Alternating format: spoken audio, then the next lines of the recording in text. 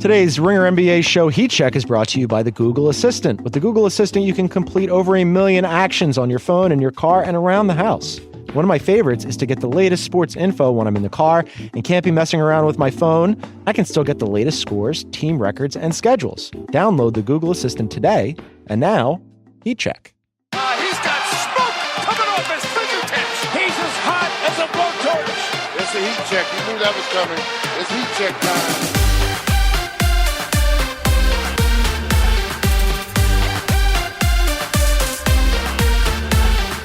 Welcome to the Heat Check podcast. I'm your host, John Gonzalez, joined as I am every week by our producer, Isaac Lee. What's good, Gonz? Basketball is good, homie. Much of it college basketball related. The Ringer has you covered. We had Roger Sherman do winners and losers from the Final Four over the weekend. That was a lot of fun. And Shocker had an interesting piece. Did you read Shocker's piece? I did read it. The headline was maybe the greatest headline in Ringer site history.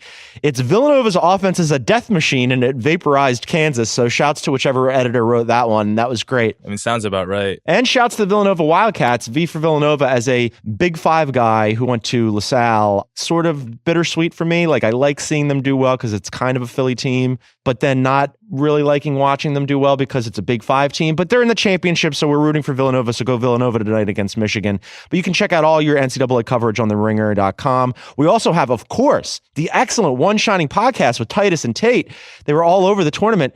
Isaac, did you see the picture that they put out on, when did these two guys become the $1 Million Man? They were both wearing $1 Million Man Ted DiBiase, super current pop culture Very WWE current reference. Yes. But both of them were wearing tuxedos and they were standing in front of a suitcase full of money, like Big Baby style. Yeah, I don't know how they got that money. I don't know how they got that money either, but to Bill Simmons and Sean Fennessy and the rest of the bosses here at The Ringer, Isaac and I would like to be paid in suitcases full of money. Yes. So make that happen. But so that's all your basketball coverage, NCAA basketball coverage. We've got all your NBA coverage here at the Heat Check podcast. We got another big program for you.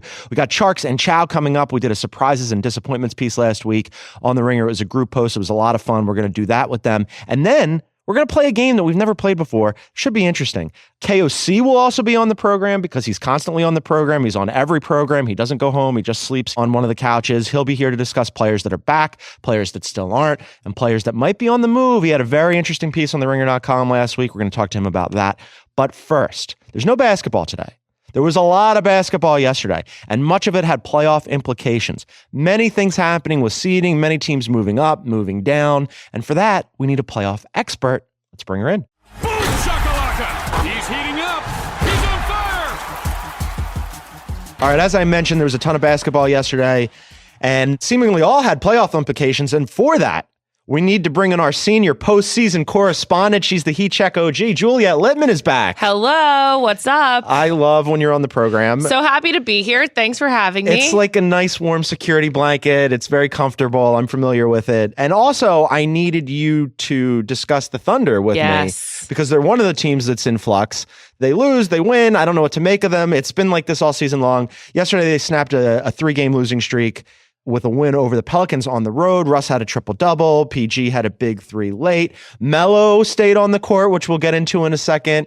You are our resident Thunder enthusiast. What do you make of them? I think my spirit's been broken. Oh, yeah, that's it? They've crushed your will? It's really tough. You know, even though they won, they were up like 9 or 10 with 2 minutes left. Mm-hmm. And then I forget who someone hit a 3 on the Pelicans, and then they were up 6. And then Russ comes back and takes a pull-up 3 like pretty early in the shot clock. Yeah. It was like a minute and a half left. Yeah, really on brand. It was really like 2013 Russ, and it was upsetting. It's hard to watch that because you want him to be better, and it's just kind of like, have you learned anything? And the answer might be no.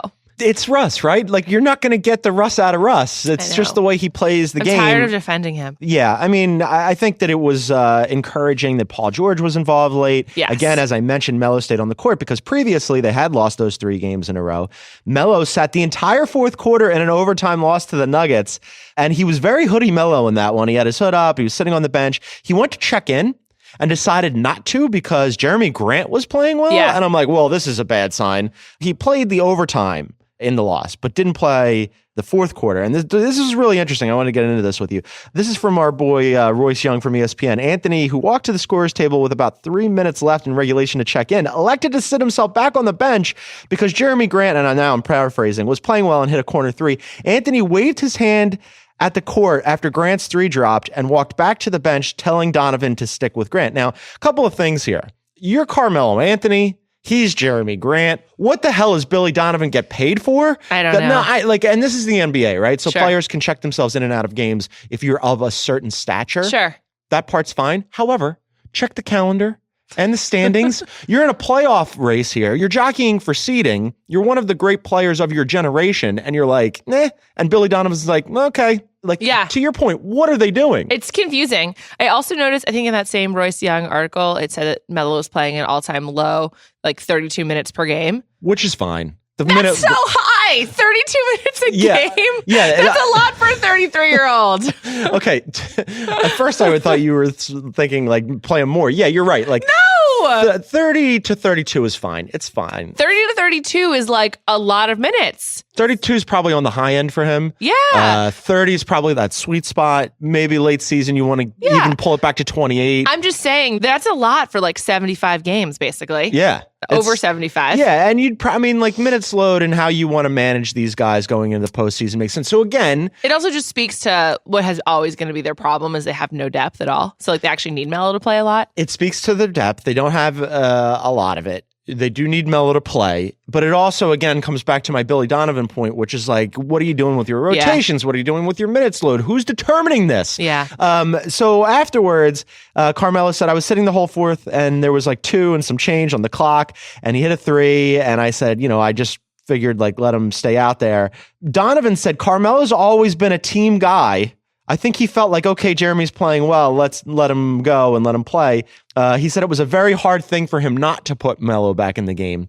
Was it a hard thing? Because it seems like you didn't put much effort into it. And also, is Melo always been a team guy? Like, is that? I'm calling bullshit on these statements. Sure. I think there's there's a lot of different Melos, and I think Happy Melo is a team guy, but Unhappy Melo is not. But this is definitely like a Melo we've never seen before. Like, not checking himself back into the game. I mean, he was 4 for 8 from 3 last night against the Pelicans, but he hasn't been shooting particularly well and can't play any defense, obviously. Really, still not doing any defense.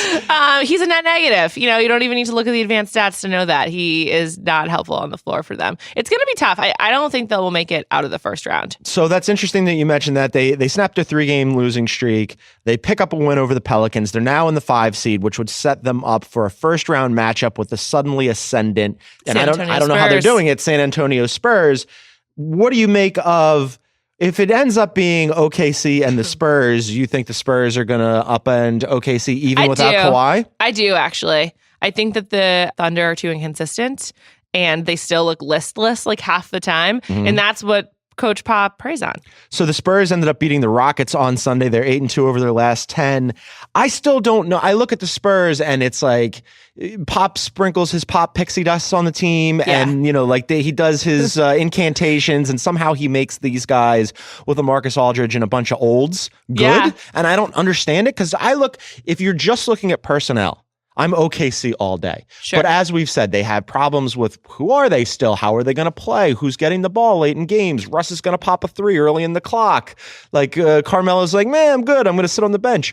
If it's just talent-wise, I'm OKC all day. If it's system-wise, of course it's the Spurs. Paul George is just like the most confusing great player in the NBA. Can I just pause for a quick aside? Yeah. He's getting very fuzzy. He's letting everything grow hair, out. yeah. And I'm here for it. It's almost the playoffs. It's like Mountain Man Paul George. It's deep into the season. You don't have time for a haircut. Look at my hair. I haven't had a haircut in months. You're wearing a hat. You're I'm hiding wearing it. I have to wear a hat now because I have so much hair.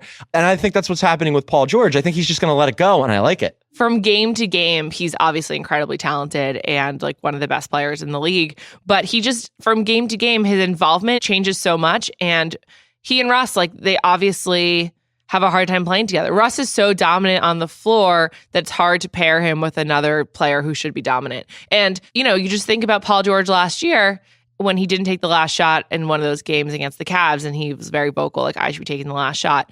I'm sure he still feels that way. He's still a max player in the NBA, but his quotes don't speak to that at all. And it just seems like there's some kind of like weird trance in Oklahoma City where the players don't want to talk about the Russ problem, but there obviously is one. It's almost like Russ really needs the ball all the time forever, as opposed to, say, the Spurs, who share it amongst a bunch of guys that you would be like, meh, I'm not really thrilled with them. And their best guy, Kawhi Leonard, decided, I'm going to go to NYC for further treatment on a quad injury that his teammates say isn't a big deal. The Spurs situation is, to me, for different reasons, as fascinating as Oklahoma City's, because a couple of weeks ago, we had Shea on the program, and Shea was sweating it. And KOC wrote a story where we had maybe the greatest art in Ringer history. Greg Popovich holding up a skull as a symbol of maybe this is the end for the Spurs. Doesn't look like it's going to be the end for the Spurs. They're going to make the playoffs. We'll see what happens for them. But it's going to be very interesting to see if they end up matched up, Spurs against Oklahoma City. One of those is one and done, and all of a sudden things get very interesting for that organization. Yeah, I think the Spurs, if they lose, it's not like a constitutional crisis of San Antonio. I don't know, because what happens with Kawhi? Do you move him? Is he coming back at all? There's some situation going on there that we still don't know about. His teammates are barking at him. But on the other hand, if they make it out of the first round and they don't have Kawhi, it's almost like, well, this is not Kawhi's team. Like, we're still the Spurs. We're still the Spurs. I think either way, they have like the foundation to be fine. Like, when they lost in round 1 to the Clippers in 2015, that was like a shocking, horrible loss. Like, they've had some bad playoff losses. Sure.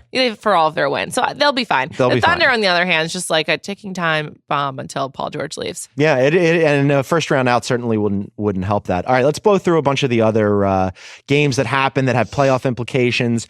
The Denver Nuggets, Juliet Litman, had a very big win. So the Pelicans lost.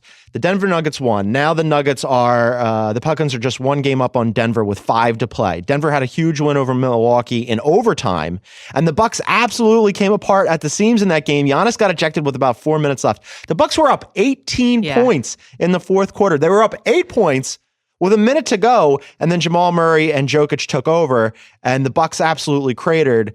How do we feel about the Nuggets playoff prospects? Do we think that they're going to make it and the Pelicans might not? What do you think there? So the Nuggets have the Pacers tomorrow, and then... Not an easy game. No, it's not an easy game. They're home versus the Pacers, home versus the Wolves, at Clippers, home Blazers, at Wolves. That's not an easy schedule, but Minnesota does not look great. So I think they could get at least one of those. Portland will almost easily get the 3 seed. So by the second to last game of the season, are they going to play their full squad? I don't know. Right. That's a good point. They could be resting. Yeah, take that game off. I think that there's still a chance for Denver to sneak in, but it's going to be tough. The Pelicans are so confounding. I just have watched a couple of Pelicans games recently, and every time Etuan Moore has the ball for a big shot at the end of the game, I'm just like, why? Why? Well, why? We talked about this a couple of weeks ago with Micah and Verrier, our resident New Orleans Pelicans experts, and it's still AD and a bunch of what? Like question marks, and Drew Holiday is playing great. Yeah, it's playing great. But beyond that, it's still AD and a bunch of what? And yet the Pelicans, unlike previous years, are playing well, at least well enough to be in the playoff picture, which I think is interesting. It's a real testament to Anthony Davis. It is, obviously, but it's dicey. I think they can still sneak in, but it's just also so tight. Like the Wolves are only 1.5 up on the Nuggets. Right, the Western Conference and that situation with the Nuggets winning that game, very interesting at the back end. The Eastern Conference, because of that game, not quite as interesting because it looks like it's pretty much set. It's just going to be where do they fall in the order. Yeah. But the Bucks are not looking good right now. And that game was an absolute abomination. They should have won it very easily. They were up huge. And I think they've just been terribly coached all year long. First Jason Kidd and now Joe Prunty. I don't think Joe Prunty making a good case to keep that job full time next year. No. And you heard Giannis making some comments earlier in the season. KOC wrote about this, where he made comments in Greek. And, the helpful people at Reddit went and translated it. And I'm paraphrasing here. It was basically like, the Bucks got to get their shit together because if they don't, I'll do what's best for me. Right. I love the Bucks. I think if I were looking at the Eastern Conference playoff picture, I still wouldn't want to play them because they have Giannis. And if you're playing Giannis, chances are you're going to be playing against the best player on the floor that game, depending on which team you are. But this is not good for them right now. No.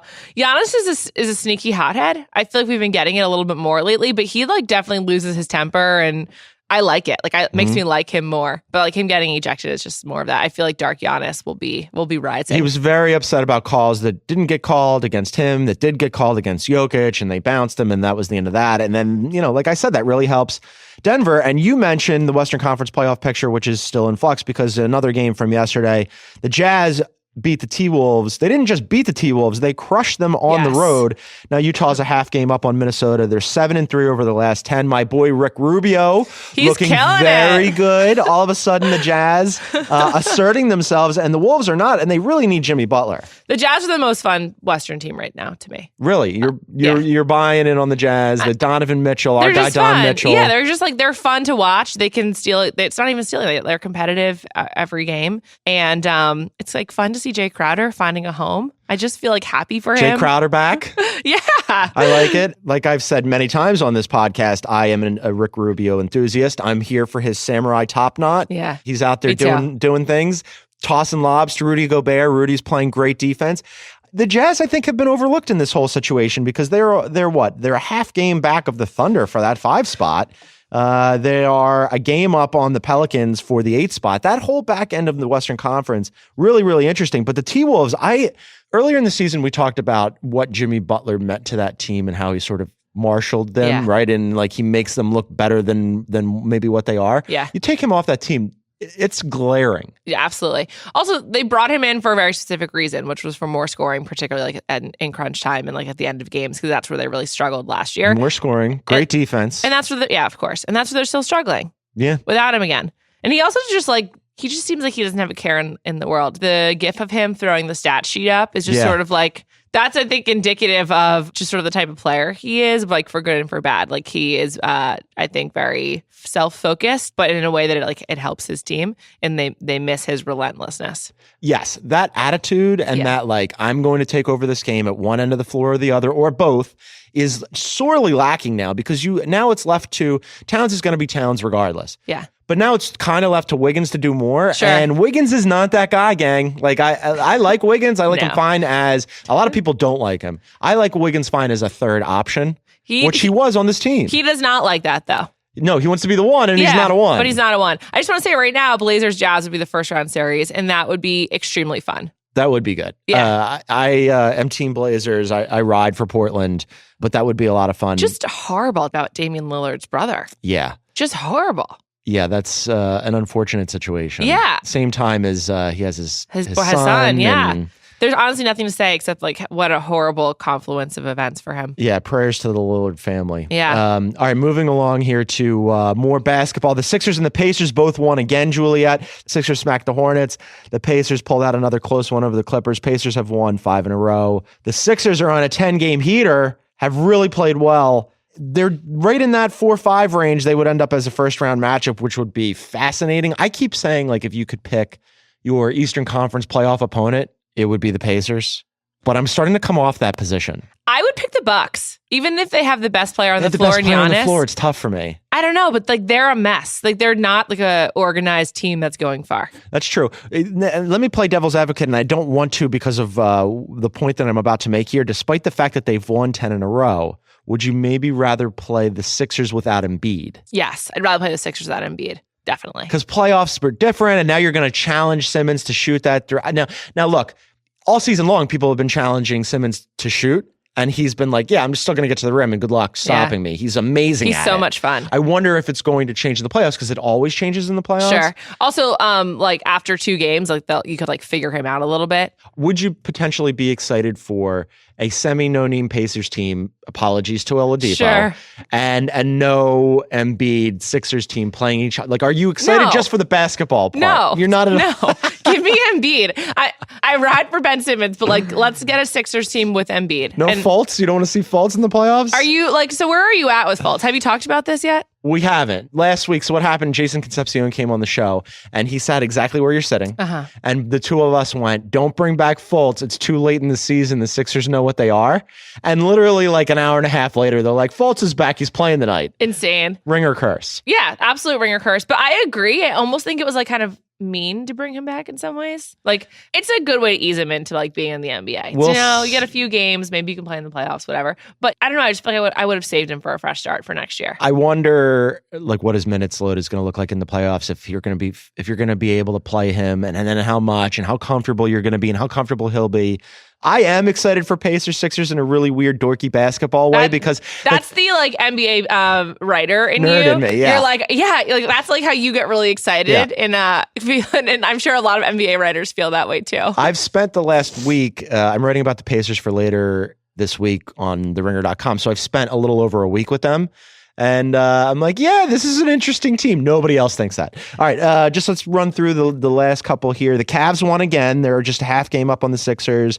Their game up on the Pacers. It's interesting because it's the reverse of last year. Mm-hmm. Last year, LeBron got to sit himself down the stretch. Sure. And they just gave the first seed to the Celtics because they didn't care about it. This year, they don't have that luxury. Sure. Although, like, what's the difference for the Cavs? Like, seriously, like, what's the rest versus not? Right, and like, what's the best matchup for them in the playoffs? Let's see. Right now, as we do this, I think they'd be matched up against the Wizards, which I think might be their best match. Yeah, I think so too. Which brings us to the Wizards, who lost. They get John Wall back. He doesn't play against the Bulls because he's a DNP CD because they don't want to play him back-to-back games right away because they're going to need him for the playoffs. They lost to the Bulls. Yeah.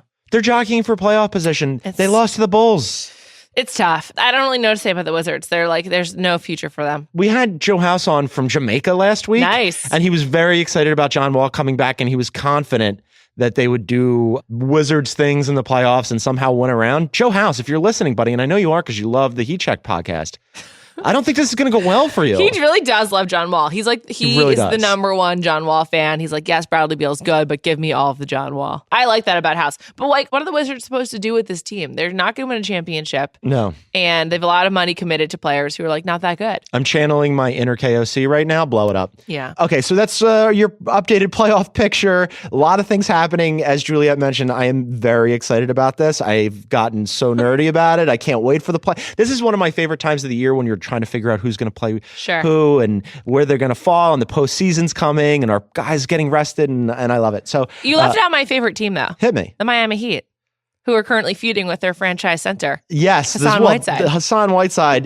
really wants to be the guy. Yes, and they're like, no, we don't even need you at all. Yeah. So, as KOC mentioned in the Ringer NBA Slack, who knows? Like, if they could find a taker for him, he could be gone. Oh, absolutely. I don't know though. The Heat give the Celtics trouble. Sure. And they don't have Kyrie, so who knows? Probably the two best coaches in the East. Probably the two best coaches in the East. Two top 5 coaches in the league. Yet another matchup that I'm excited about, Juliet. I'm excited about that too. I'm excited about that one too. It's almost like you know that I like these storylines. One more storyline, and then I want to run past you, and then you got to get out of here because you have so many things to do because you're Juliet Litman, and you run the entire You're Ringer. You're too nice to me. You do everything at the Ringer, Juliet. We saw over the weekend Anthony Davis. I wish everyone could see me rolling my eyes. She's rolling her eyes in Anthony Davis's direction. Anthony Davis did something on social media with Red Bull where he pretended to shave his unibrow, his brow. Yes. And it was an optical illusion. And then he said, of course, I wasn't going to do that. It was an April Fool's trick. Now, as Micah Peters pointed out among our colleagues,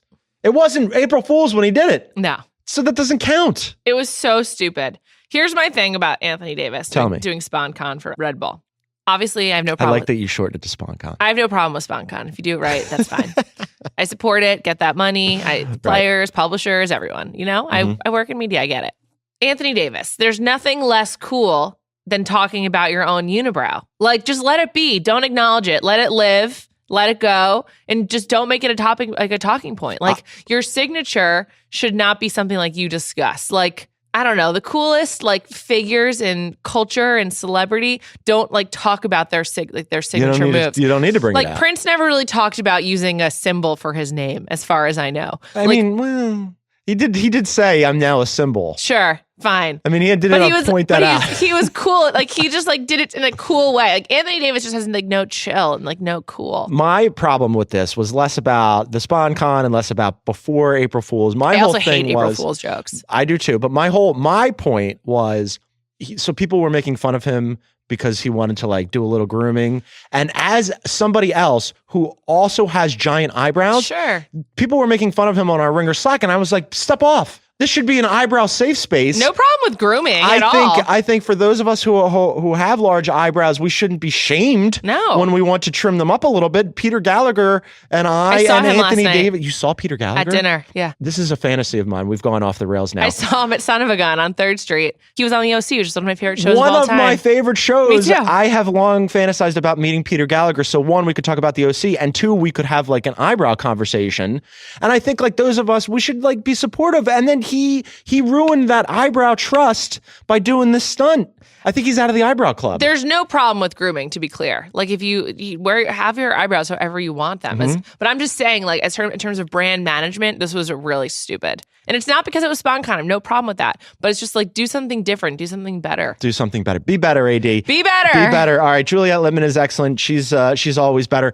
After this show, you'll tell me more about Peter Gallagher. Yeah, of course. All right, she's Juliet Litman. Thank you. Of course, thank you. All right, we're going to get to KOC, but first, a word from our sponsors. Today's Heat Check is brought to you by Coca-Cola and Powerade. If you're into sports, then it's your favorite time of year. It's NCAA March Madness championship game tonight. Go Nova. With so many games, you never know what's going to happen. That's why you need to be ready for whatever the next round brings, and make sure your fridge isn't empty. Swing by Walmart before every round and stock up on Coca-Cola, Coke Zero Sugar, and Powerade before the next one tips off. Coca-Cola is the official fan refreshment of the NCAA. Be ready to watch all the games by picking up Coca-Cola and Powerade all tourney long. Today is the national championship game, as I mentioned, and that's why there aren't any NBA games. So here at the Ringer LA offices, we're planning on watching the big game together. We'll have Coca-Cola to refresh us all throughout it. NCAA March Madness isn't just one game, it's a whole tournament. Make sure you're ready. Refresh every round by heading to Walmart to pick up Coca-Cola, Coke Zero Sugar, and Powerade. And now, let's bring in KOC. Boom shakalaka! He's heating up. He's on fire. All right, joining me now in studio, he is already one of the great writers at The Ringer. Now, frankly, he's one of the most handsome. He got a new haircut, gang. God. And he is streamlined. He got here very quickly. I think he ran here. He's sweating a little bit. Yeah. But the haircut is just, I mean, you're ready for the playoffs. You're postseason ready, homie. If you say so, Gonz, I really appreciate it. How are you doing? Yeah, I'm doing excellent. I'm doing better than some, not as well as others. There are quite a few players in the NBA that I want to talk to you about. Some of them are back from injuries. Others are now injured and will not be back for the foreseeable future. Sad. Some might be on the move for different reasons. You wrote a piece that we're going to get into. But let's start with my beloved Philadelphia 76ers. It looks like it's one man Sixers. in, one man out. Last week, as I mentioned when Juliet was on the show a little bit earlier, we had Jason on last week. And Jason and I were both like, don't bring him back, Fultz. Don't bring Fultz back. Let him sit for the rest of the season. It doesn't make any sense. And then like an hour later, they were like, he's back. An emotional Brett Brown. Very emotional. So the Ringer curse lives. What'd you make of Fultz in his first couple games back? So after that first game, I wrote something on the Ringer, like just reacting to that. And it's like, whoa, really impressive, confident comeback performance, fighting through adversity. You know, he had a shot blocked 3 times, but he wasn't hesitant to shoot after that. He followed poor plays with good plays. And since then, it's been, a mixed bag. I think he's continued on making great passes, playmaking well, bringing energy on that end. He's been pretty good defensively, more than you'd expect for a rookie point guard, but the shooting still isn't there, and that's the scary part. The shooting's not going to be there, right? I mean, it's just not going to be there this year, I don't think. It'll take a lot of time. There were little parts that I've liked, okay? Like, yes, the passing has been good. He, against the Hawks, he dunked from, I think, half court. Yeah. I was like, where did that come from? Because I don't... Everything else is there, like that he had at Washington. Like, he looks like a number 1 pick except for the shooting, right? Well, the athleticism, he's never been a guy who was going to blow you away with athleticism. Sometimes. Like, with the weak side blocks, there's sometimes big dunks. Yes, sometimes big dunks, but like he's got this sort of, his body is kind of a little doughy. He suffers from RFD, as Jason would call it, round face disease. But he doesn't you don't look at him and go, man, he's like hyper athletic. And then he throws down a dunk like that and you go, whoa, Fultz, like that was interesting. Good for you. I felt like for a moment we were going to go into the same debate that me and Chris Vernon had before. Does he look like an NBA player? No, I'm not going to do that. He very much is an NBA player. I'm ready to go. No, I'm not Chris. I'm ready to do You're it. on the wrong podcast. That's tomorrow. I'm ready to go. You guys can save all that nonsense for tomorrow where you guys just yell at each other. You and I will do something different on this one. You're right, though. doesn't always show. It doesn't always show, but it showed. And I'm did, like, okay, yeah. so this is good. These are things like he's getting to spots on he can get places on the floor where he needs to get off like a mid-range sure. shot or a layup or a dunk. And that's good because as you mentioned, the shooting probably not going to be there this year. And we're a little worried about it. And there was passing on some open air threes, ball, man. passing on threes. So that brings me to my next point. We're at a point in the season, and this is why, look, I want Fultz to be good. I want him to be good for a number of reasons. One, just as a general NBA fan, I want to see him. Yeah. I want to see him do good things. I want it for the kid. He's 19 years What old. a story it be. What a story.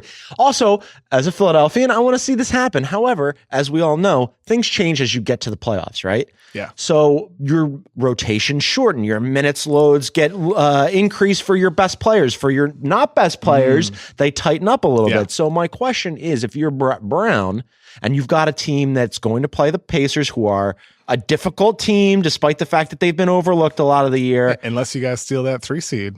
Unless you steal the never 3 seed, know. which they You could. never know. This is You still in never know. flux. This Yeah. is still in flux. But let's just say you're Brett Brown. What do you do with Fultz in the playoffs? I'm playing him. But how much? Look, so you're going to get Joel Embiid back. That means one guy's minutes are going to get bumped down. Right now in the rotation, that's Rashawn Holmes, right? So maybe your 9-man rotation will end up being something like the 5 starters, but then you'll have either Amir Johnson or Ilyasova, Fultz, Bellinelli. I lost count. Right. I think I should restart. No, we gotta keep this in. Just start over. Just start again, but keep this in, Isaac, because it was great. All right, so you're talking through your rotations. Rashawn Holmes gets bumped down. I'll answer this another way. I think Fultz should play. And the reason why is exactly what Brett Brown said before his first game back. Right. If it's the risk reward, you're leaning towards the risk. And Fultz, as he's shown with moments on defense, playmaking, I think he helps your team. Whereas TJ McConnell, you know what you're going to get. Solid point guard play, but not a lot else. I just think Fultz raises, as Daryl Morey once said, he raises your risk profile. Yeah. And he at least deserves a chance. And if he stinks, if his lack of shooting hurts you, guess what? Turn to TJ, the guy that you know what you're going to get, or plug in somebody else. Normally you come on the podcast and you ride the fence. Now it's been reversed. You've staked out a position and now I'm riding the fence because I can life see is all nuance. It's crazy. It's really interesting how Kevin O'Connor's shoe is. There's nuance in the world. Who knew? It's Kevin O'Connor's shoe is now on John Amazing. Gonzalez's foot. But I could see it both ways. Where on the one hand, you're playing with house money this year. They're probably not going to win a championship. I'm saying probably because I'm leaving room for the possibility. Ben Simmons hasn't shot yet. He might have something hidden. All of a sudden he starts shooting 3-pointers and blows my mind. You never know. But I'm saying you're playing with house money, so who cares, right? Like you lose in the playoffs, but maybe you get something out of Fultz. The reverse, though, is that you want to see what these guys can do, especially if you could somehow get out of the first round and then get Embiid back. So defensively, like if you're looking as another team, you know what's going to happen. Like everybody knows what's going to happen. They're going to really pack the paint and they're going to dare Simmons to shoot and they're going to dare Fultz to shoot. And that's going to cause serious problems. That's why they're not going to win a championship. It's going to cause serious problems for Brett Brown, right? So if I'm Brett Brown, just from a coaching perspective in the playoffs where you're trying to do something after all these years of protracted losing, the obvious don't play him that much candidate is Fultz as opposed to TJ. It just is. Sure. It's not like TJ McConnell is necessarily a lights out shooter No, either. no, but he's going to give you more. For sure. He's shooting over 40% this year. So what I should say is that, look, you can look at the 3-point shooting number, the percentage. Right. But there's one thing when a guy shoots a certain volume. number and how defenses defend that guy. So he's a low volume 3-point shooter that takes a while to get a shot off and defenses aren't sweating if he's spotting up in the line. Even though he's been successful this season over the course of his life, he hasn't quite been at that level. It's why Brett Brown is getting paid the big bucks. He's still around. He's got to figure that out. Yes. And then, so Fultz is in and Embiid is out. Irony of ironies, Fultz's shoulder ends up colliding with Embiid's face. So now Fultz is still around, but Embiid is not. When you saw the injury, it initially didn't look that bad. Now we know it is kind of bad and he's going to be out. Could be back in 2 weeks, depending on his pain tolerance. What's your prediction for the fight then? Prediction? Yes, prediction. Pain. They're asking Joel Embiid right there what his pain tolerance is. Joel's surgery changed his voice quite a lot. He sounds just like Mr. T. It's very weird. Unbelievable. What would you do? I mean, obviously you got to think long term with Joel Embiid, and you don't want to rush him back. But let's just say Joel Embiid comes back And he's like, in 2 weeks, he's like, yep, good to go. Give me the mask. I can do it. I want to see him in the mask. You're running him out I rush there? him back just so we can see him in the mask. I'm hoping if we don't see him beat in a mask, this season's a bust. It's a failure. Yeah, it just doesn't matter. Just erase it from the history books. I would like him to wear one of those masks that Eagles fans and the Eagles were wearing, those dog masks during the Super Bowl. So like we could have a little bit of synergy here. Yeah. But seriously, like how careful would you be with him? Let's say you get past the Pacers or whomever you play in the first round. Embiid hasn't gotten back yet. Embiid is not back. You've gotten through the first round. I mean, maybe is the rest good for him? Maybe it is for his legs that have been quite injury prone over the last 4 or 5 years. Why do you have to bring up the past? We're I now in the present. Well, you're talking about rushing him back. Who cares about his face? I'm talking about his knees and his legs and his. That's what I'm. I care about his face. That face is his moneymaker. He's not getting Rihanna without that face. I'm nervous about his back and his legs and his knees. The face. What matters is that he's able to come back and that he's able to see. His vision is the same, because sometimes with that injury, from what I've read and from what I've heard from the internet, I'm not a doctor, but I've read that the concern sometimes can be like your vision isn't exactly the same. So as long as he can see fine, great. Bring him back. Wear a mask. You look awesome. You'll look cool. But it's about, will there be an increased risk after an extended period of rest for his lower body injury? That's what I would be nervous about, and maybe a little bit more cautious about. He's been fine all year, aside from his face. Yes, you didn't think he was going to play this many games. You were a skeptic. Yeah. Weren't you? I don't know. I don't know. I'm going to paint you as a skeptic. Remember when Bill Simmons asked like a group Danny. of us, would you bet on Embiid playing 50 games or like you die? Yeah. Was that the question? Something like that. Yeah. I don't know. I forget. I think it was like 65 or 62 or something like number something like that. I don't know. I think Danny didn't die though, so that's a good. I'm that's pretty good news. sure I bet that he would play that amount at some point. I don't know if it was this year, but whatever. The point is that I want Joel to be healthy and to be. I also want him to be healthy, and I'm desperate to see. I'm like, and this is why it sucks as a Philadelphian, because all this stuff was going well, right? I just saw our buddy Mike Levin over the weekend from the Rights to Ricky Sanchez podcast. Shouts to Mike, and we were talking about unban me. I can't do that. I can't do that. Not cool. It's probably not Mike. It's probably Spike. I'm offended. Spike's a crazy person. It was Mike. But so we were talking about this over the weekend, sad. where it was, it's super exciting to watch the Sixers and everything's happening now and like everything's coming together and they're going to be in the playoffs and we get to see playoff Embiid with playoff Simmons and playoff Fultz and what? And then all of a sudden he goes down. So I want to see him out there because we've been waiting a long time for this. But on the other hand, to play both sides, this is a long-term thing, right? We're playing the long game if you're the Sixers. And despite the fact that, like, if it's just pain tolerance, you can throw the mask on them, whatever. I'm a little pump the brakes worried about, like, let's just remember that this is Embiid over the next 10 years and not just Embiid over the next 10 playoff games or however many they get. Are you really not worried about his face? It's a beautiful face. Not everybody's as handsome as you, KOC, with his haircut. Look, we want him to be okay. I'm worried about the legs. His face is going to be okay. They said his eyeball caved in or whatever they said, it was dented. Give him goggles like Kareem. Give him goggles like Kareem. That is pretty scary. All right, that's enough Sixers. Goggles like Kareem. That's enough Sixers. Idea. We're going to move on. We're going to go to the Spurs. The Spurs yet again announced that Kawhi Leonard is still not back. And not only that, Woj reported that he returned to New York and there is no timetable.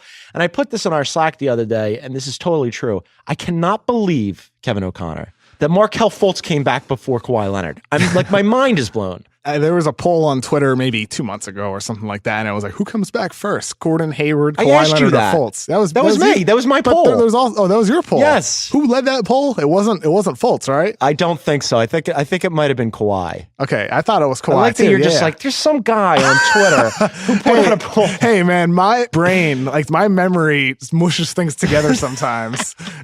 So that guy, like that guy on Twitter is like everybody combined. Everybody I'm that guy. It's all just one person. That guy. But so let me ask you, what did you or what would you have voted for? Probably Kawhi. Right. Me too. I mean, I'll have to like dig up the poll on your Twitter and find out what I did vote for, but I think it was Kawhi.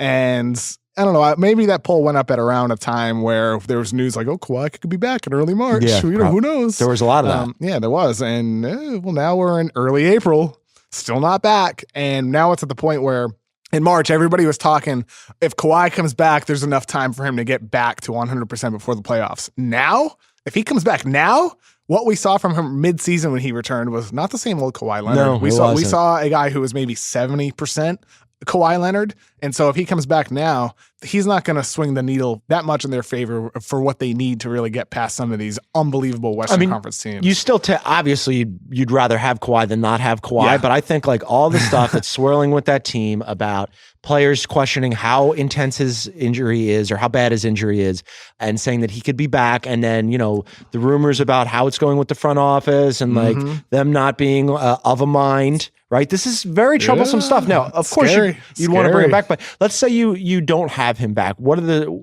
how far do you think this went around maybe? Like, what do you think the Spurs could do? Because right now they're looking at OKC as a first round matchup. I mean, I guess I hope Shea Serrano doesn't listen, but you love to anger Shea. I love when Shea's happy. I like when Shea's happy. Then you better rethink what you're about to say. Every time the Spurs win and he tweets me with Popovich holding my skull, It's the greatest. it makes me happy. Look, right now the matchup has Spurs against Oklahoma City in the first round. Right. I would never bet against the Spurs. No. But then again, it's the type of thing where they are really depleted without Kawhi right now. I mean, they don't have their go-to scorer, and then Aldridge would need to carry that team regardless of the matchup. They can win around. Juliet, they can win around without Kawhi. Juliet and I were just talking about that. I really want OKC versus the Spurs in the first round for the storyline purposes, because either the Spurs beat Oklahoma City with their three guys that they went and assembled that whole team. Yeah. Or Oklahoma City beats the Spurs, and then all of a sudden it's like the Spurs are in disarray. What do they do with Kawhi? They lost in the first round. Like, is this, as you wrote, the end of the Spurs run? Like, yeah, I think I'd rather OKC drop a little bit down the standings and face the Golden State Warriors in the first round. You want that? A vulnerable Warriors team against Oklahoma City that's loaded up. I don't know how with vulnerable the Warriors are. Well, They got their without three Steph guys for the back. first round? No Steph, but they But still that's got the three thing. great guys. Like, if OKC loses to Golden State in the first round without Steph and Curry, I mean, that would be that is unbelievable based on what the expectations were. And I don't know, it would also be super cool to see OKC beat Golden State, considering there's no Steph, and then who knows what happens the rest of the playoffs. It doesn't always translate when you're listening to a podcast. So I'm going to paint a word picture for all of you listening right now. Kevin O'Connor just got so excited about basketball. The basketball bubbled up inside of him and he was gesticulating and his head and his face got happy. This is why I like having you on the podcast, because my inner nerd also gets excited about storylines like that. And you got me excited. So this is why it's great to have you on. More player talk. We got to hustle. So let's set a timer with the Google Assistant for this. Hey, Google, set a timer for 2 minutes. All right, 2 minutes, and we are starting now. John Wall is back for the John Washington Wall. Wizards. He played against the Hornets after 2 months on the bench. Then he got a DMPCD against the Bulls, and the Wizards lost. What'd you think of Wall in the first game? It's nice to have him back if you're a Washington Wizards fan. That's for sure. Everybody Eats was really fun, and a lot of the things that were Was it? Yeah. Was it fun for like a week and a half? It was fun for about a week and a half, and then it got old quickly. Everybody was on Satoransky, and I'm like, yeah, are you? You like Satoransky, do you? You rather have him than John Wall? Oh, my House, Sharp, my buddy Luke, who works at HuffPo, that are all Wizards fans. Those are the only 3 Wizards fans I know. They might be the only 3 Wizards fans in existence. They were all on Satoransky, and everybody eats. Well, yeah. Really? How's that looking now? Well, look, there's elements to take from that nice little run with the ball movement, the player movement that they can incorporate now. Because look, you need John Wall. John Wall is an unbelievable point guard. He really, I think, gives that team a chance in any playoff series. But they also need John Wall to be better. And one of the things that he can do is to take some of the things that Satoransky was doing, moving off ball, cutting, attacking closeouts the second he receives the catch. Just those little things, I think, would really help the Wizards. Will we see that?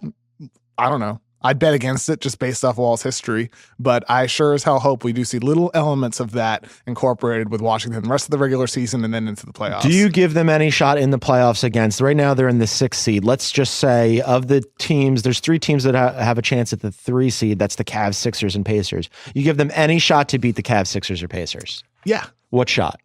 I mean, which team do they match up best against? Which team would you rather, if you're the Wizards, who would you rather play? I would not want to face LeBron James. You don't want to play LeBron, so they're out. Is Joel Embiid back? He's not back. So he misses the entire first round. Misses the first round. I'd like to face the Sixers. You'd rather play the Sixers than the Pacers? I think so, yeah. Because the Pacers are fully healthy. They know what they're doing. Yep. They've got Oladipo out there doing Depot stuff. Yeah. Hey, Google, stop the alarm. Anyhow, Oladipo has been his shot. This is not going to get you his unbanned shot- from the Rights to Ricky Sanchez Look, man, podcast. hey, if they want to ban me from the podcast for being consistently honest, and even in times when everybody was like, "Oh, the process is a joke. Fire Hinkie. Hinkie sucks." At that time, I was still like, "You know what? This is going to be a good thing for them. They're doing the right thing. Sam Hinkie's a genius. He's won every trade." I understand that I committed a crime in voting Al Horford over Joel Embiid for the All-Star game. I committed a crime, but I hope that crime can be committed because of my history of supporting the process. I love and Sam you Hinkie. for so many It reasons. really saddens me. I love you for so many reasons. One, like I said, we get to nerd out together about basketball. You're one of the few people that I know that likes the nerd elements of basketball as much as I do, so that's great. The second thing is I can put the quarter in and immediately wind you up, and you did it, and it's wonderful. It just hurts. It hurts, Gons. Last one before I let you go, because you got a lot of stuff. You're writing a zillion things. You wrote a piece last week that was excellent. I highly recommend it, about Kemba Walker and how things have changed for him. Pre-trade deadline, Kemba Walker goes, "Don't trade me. I want to be here." Post-trade deadline, before the playoffs are approaching and Charlotte is not going to make it, Kemba's like, "Hey, I'm going to wait to see who they hire as a general manager, and then we'll talk, and then they'll do what's best for them, and I'll do what's best for me." And you had a couple of potential landing spots for him. Is Kemba on the move? Is this the end of Kemba in Charlotte? I mean, I think they're certainly going to shop him. Most NBA people I've talked to expect his name to be right out there in the trade rumor mill, just as it was kind of in January and then a little bit in February. I had the 4 teams I had were the Knicks, the Bucks, the Suns, and the Cavaliers as teams that make sense on paper based on that team's needs and based on their situation. Another team could be the Pacers as well. I kept them off because the teams I put on there were teams that I think should pursue him. And whereas for Indiana, I'm like, I don't Indiana's know. interesting because they don't have any big money contracts or long-term deals outside They're of in a great Oladipo. position. Their Yeah. cap space is really interesting. Right. They're not tethered to any contracts. Yeah. And also, everybody on their team except for Darren Collison and Al Jefferson is under 30. And Darren Collison is only 30. So they've got a young team that could have some flexibility. The other one that you mentioned that I thought was interesting was the Cavs. In that scenario, is LeBron staying? Yeah, I would never trade the Nets pick for Kemba friggin' Walker, as good as he is. Wow. You unless wrote a whole LeBron's- piece about Kemba friggin' Walker. I think you like him. Well, I mean, Kemba's Kemba Walker. Kemba's a really good point guard, but he's like the 11th or 12th best point guard. And I wouldn't trade the Nets pick unless what I'm also getting is LeBron staying. But that's not an indictment. The point guard is the deepest position in the NBA. It's not an indictment against him at all. But what I mean is, why do you hate Kemba Walker so much? I would not trade like the 7th pick in the draft for him. Fair. Unless I'm getting more. Fair. So like even with the Knicks, like I think the Knicks they'll have like the 9th or 10th pick. Knicks I would be believe. Interesting. Right now they're in the 9 spot. That's kind of where I don't know if feel that does it though. a little From comfortable. Charlotte's, you're gonna have to come up with more than just that. Well, I mean, what else is out there though? I don't know. That's You the gotta thing. give me something more. If I'm Charlotte, that's I the like thing Kemba is like, Walker. first of all, how many teams need a point guard? Not a lot. Fair. How many teams have the assets for a point guard? Not a lot. Fair. How many teams are in situations that Kemba would appeal to Kemba when he wants to go to a winning situation? Not many. So it's like, Fair. There's not many teams that even like putting the Bucks on here. They might not have enough assets for him, like you said. So And then what are you doing? Are you getting rid of Bledsoe? Is Bledsoe in that deal? You just traded for I don't Bledsoe. know. Are you Yeah. playing I Bledsoe don't know. and Kemba together? It's an They already interesting tried that, spot. and Bledsoe already had a situation like that in Phoenix. Didn't work out. He went to the hair salon. Yeah, I'd bet on Kemba being traded. I think they could probably find something, but it wouldn't really surprise me at all if this waits until the regular season. If there's no good offers during the summer, maybe a team gets desperate before the 2019 deadline rather than the summer of 2018. All right, things to keep our eyes on. Make sure you keep your eyes on KOC, 1 on theringer.com, and 2, if you see him in person, take a good look at the haircut. It's handsome. It's pinup model stuff. No. He's looking good. He's Kevin O'Connor. Read him, listen to him. He's everywhere. He'll be back tomorrow on the Ringer NBA show with Chris Verner. KOC, thanks, Holmes. Cool. Thank you, Gons. That was fun. All right, we're going to bring in Tjarks and Chau, and I promise you don't want to miss the end of that segment because we're going to get a little nutty. But first, a word from our sponsors. Today's Heat Check is brought to you by Ringer Merch. What? We got Ringer Merch now. We have exciting news for all you Ringer heads out there and Heat Check listeners. The Ringer has new merchandise with a shiny new storefront and you can check out right now. We have hats. I'm actually wearing one as I record this. Hoodies, and even an exclusive Shea Serrano Disrespectful Dunk t-shirt, which is super fly. I think all the kids say fly right now. Or you could say dope. It's that too. Your friends will be low-key jealous when they see you strutting down the street with an official Ringer zip-up hoodie. My wife actually asked me for one. I'm going to get her one through the employee discount. We get a discount. You guys get just regular counts. Previously available only to Ringer staffers. We're letting you, our loyal listeners, get first dibs on the goods. Go to theringer.com/shop to pre-order your merch now. You can get it before it's even out. These are limited run items and will not last long. Once they are gone, they are gone. Again, check out theringer.com/shop to pre-order your official Ringer merchandise today. You can also find the link to the Ringer web store in the show notes for the podcast you're listening to right now. Just click on it. And now, you're going to get excited about this one. It's a little weird, a little fun. It's Tjarks and Chau. Boom shakalaka! He's heating up. He's on fire. All right, now joining me on the phone is Jonathan Tjarks, and joining me in studio is Danny Chau, 2/3 of the Draft Class podcast, except not really. Danny told me that he was on the Draft Class podcast, and then I saw Twitter, and he goes, yeah, I've only been on twice, so basically Gonzalez was peddling propaganda on my behalf. So, yeah. No, Danny's made it his podcast. That's what happened. Right. See, I've become a regular fixture now, but back a couple weeks ago, everyone seemed to have ad copy saying that I was part of it. And I was just like, yeah, that's pretty generous. Lean that's into it, nice. Danny. Lean into it. Lean into it. These guys are all over the Ringer. They've got a lot of stories right now on theringer.com. Tjarks has a piece about how Jalen Brunson could make any team better. So I recommend that you guys go and do that. And by the way, V for Villanova, go Nova tonight.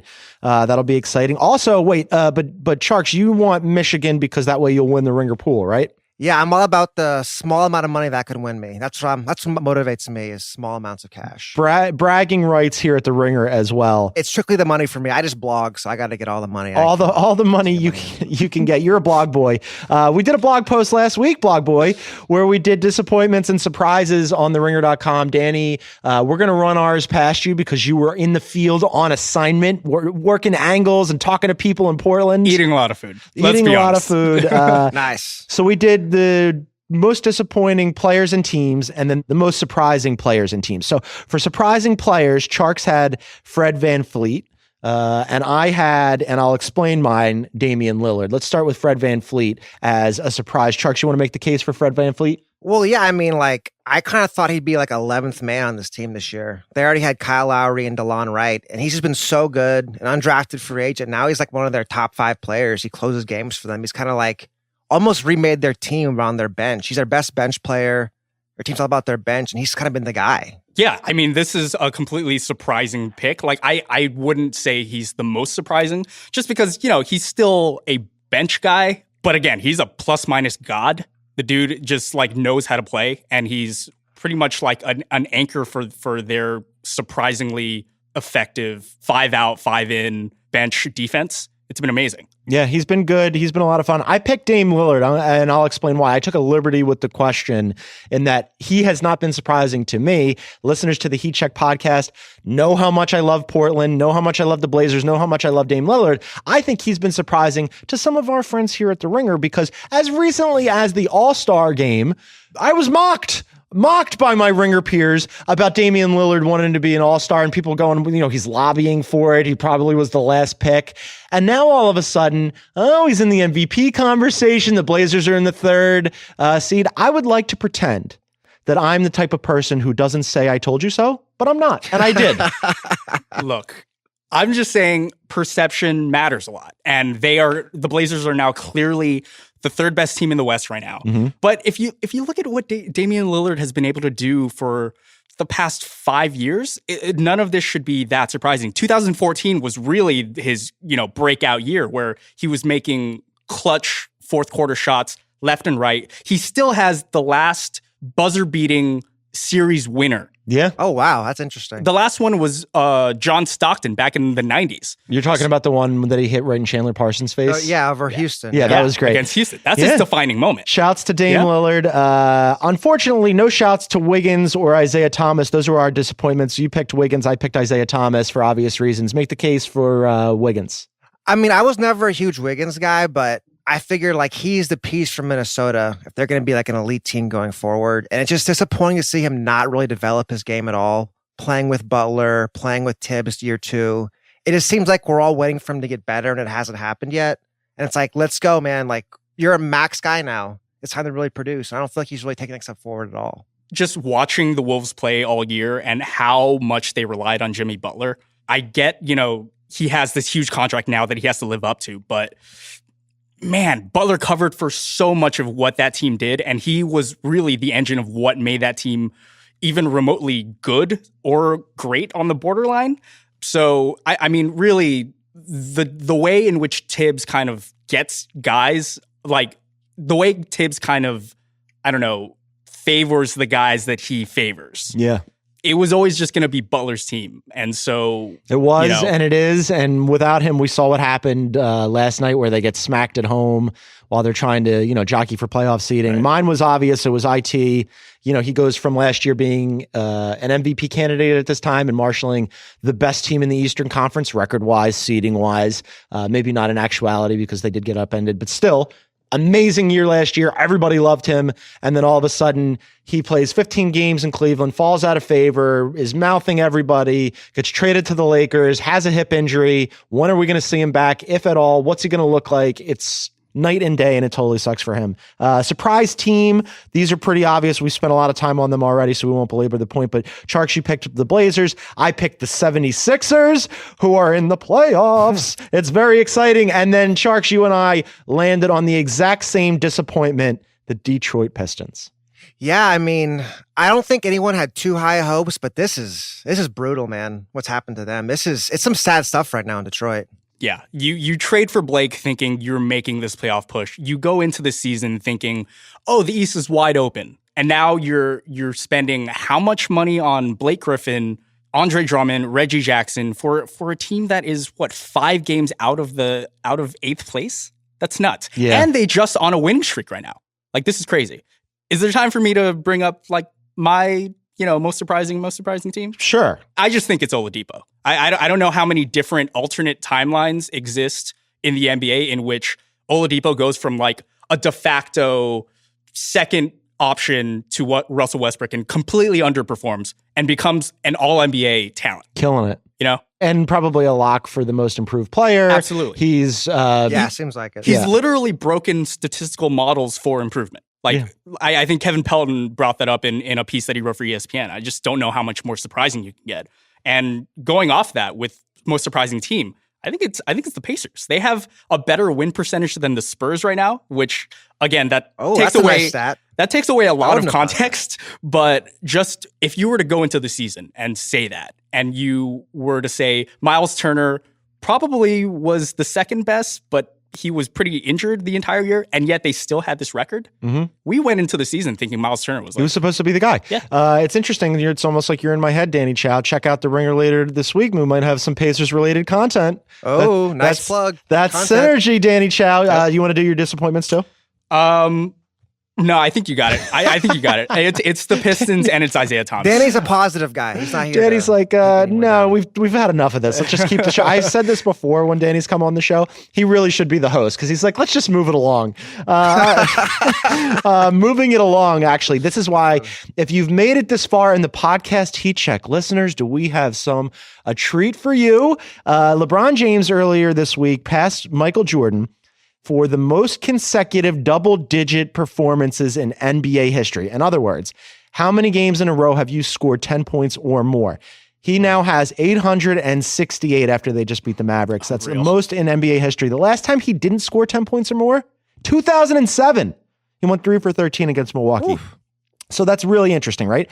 So it got me thinking, gang, about the active streaks in the NBA, because there are a lot of people trying to score points in the NBA, but nobody is even close to putting together a string like LeBron. So after LeBron, who's the top 5? So Isaac and I put together a little game for you, and we're going to play that. It's going to be Danny versus Tjarks trying to come up with the next 5 active streaks. Here we go. Hold on 2 seconds. We're just going to pause real quick.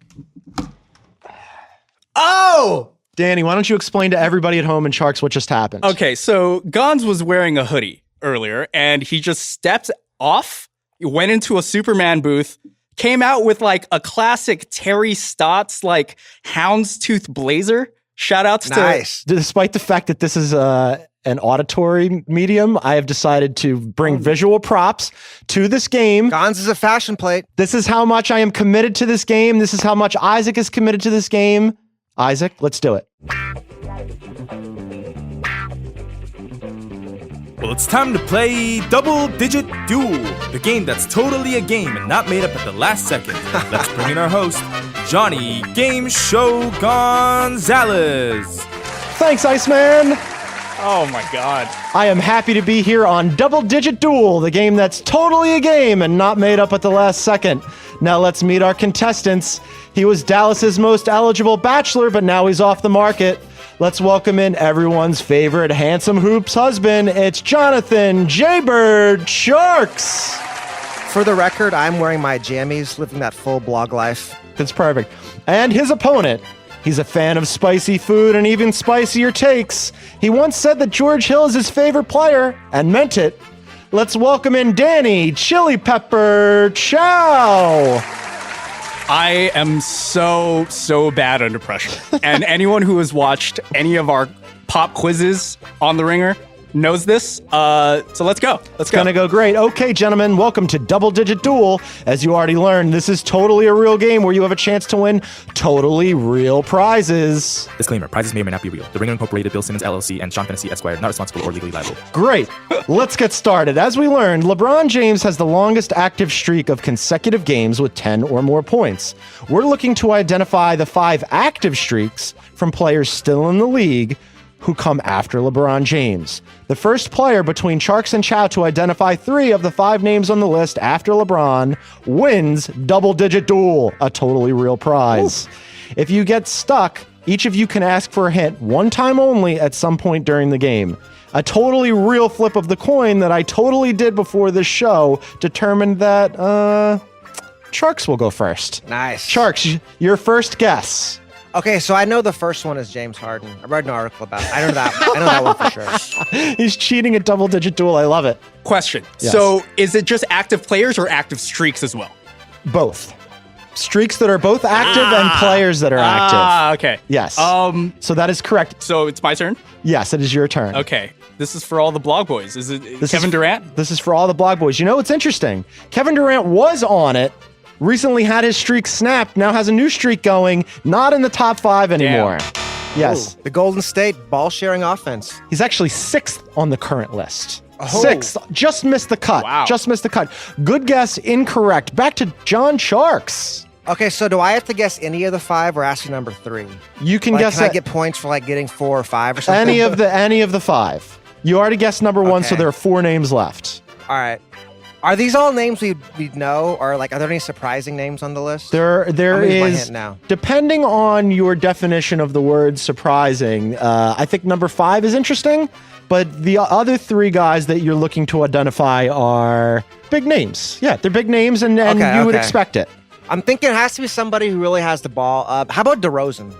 DeMar DeRozan, excellent guess. Incorrect. Had a streak snapped and has not had a new streak going for quite some time. Last streak that he had going was last year. So not on the list. Not on the list. Back to Chau. Okay, let's go with the Charlotte Hornets all-time leading scorer, Kemba Walker. Kemba Walker, excellent guess. Not on the list. Wow. What?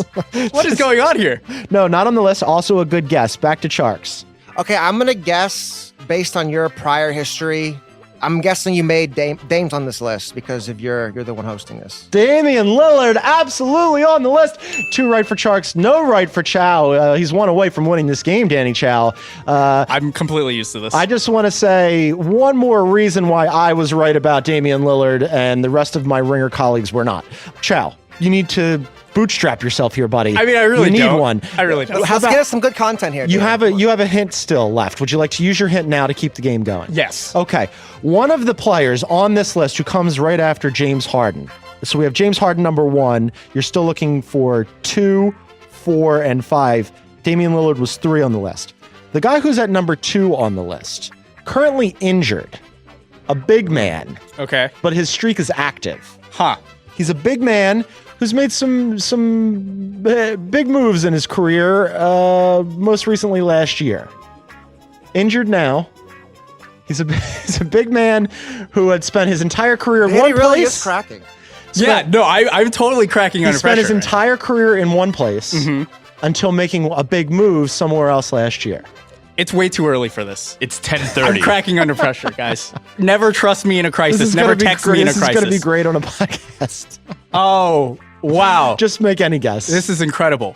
It's a place you've been to recently. Oh, okay. You went for work. Right. You ate food there. Uh-huh. Okay. You wrote about it. I wrote about it. Yeah. Oh, This is great. wait. Did I? Didn't you? I don't think definitely did. You 100% did. Yeah. As in, like, recently? You wrote about it for The Ringer. I would say Danny we're... forgets all your okay. rights. I got it. Just clears his mind. I got it. DeMarcus Cousins. Yes, he got How long did that take? How long did that take? Approximately 55 minutes. Yes. This show is an hour long. Danny did 58 minutes of it. It's 2-1 and back to Tjarks. Okay, I'm gonna stay with the host. So I'm gonna say Embiid because you're from Philly. Okay, this is an excellent guess. He actually was on this list and would have been on this list if we had done this game a week ago. He had his streak snapped last week. Oh, the injury? Because of his injury. He would have been number 5 on this list, but he just fell off this list. I'd like to give you partial credit, but I can't. So it's back to Danny. It's 2-1. I'm going to give some more hints here to move it along for everybody's sake. Number 4 on this list is a big-time unicorn for a team that projects to the back end of the Eastern Conference playoffs. And number 5 on this list is a guy that you actually already mentioned on this podcast, Danny Chau. Sort of a surprising person. Victor Oladipo? Victor Oladipo. It's like Danny Chau could read my mind. He's number 5 on this list. It's That's 2-2. Victor Oladipo, 73 straight games with 10 or more points dating back to last year. You guys are looking for number 4 on the list. Back to Tjarks. Tjarks, end this now. We're looking for a unicorn. We're looking for one of our... unicorn from the bottom of the East. From the bottom of the East. Giannis? Giannis Antetokounmpo. There is your winner, Jonathan Tjarks. Woo! Thank God you guys saved us from double-digit duel. I don't know if you're going to win the NCAA pool, but you won double-digit duel. We'll have a prize to you in the mail probably soon, right, Isaac? Yeah, within the next 5 to 10 years. To 10 years. We're going to be on Heat Check for a long time. Make sure you check out Danny Chau and Jonathan Tjarks on TheRinger.com. You can also listen to them. You can listen to at least one of them. Who knows about Danny Chau on Draft Class on Fridays. They do an excellent podcast. You can also listen to all the other Ringer podcasts this week. You got KOC and Verno on Tuesday, Sources Say on Wednesday, Group Chat on Thursday, and then we will be back next week on Monday with Heat Check. Thanks to Juliet, KOC, Tjarks and Chau, and of course Isaac, who did everything great for Double Digit Duel. It was a lot of fun, Jans. It was a lot of fun. We'll see you guys next week. Thanks. Bye.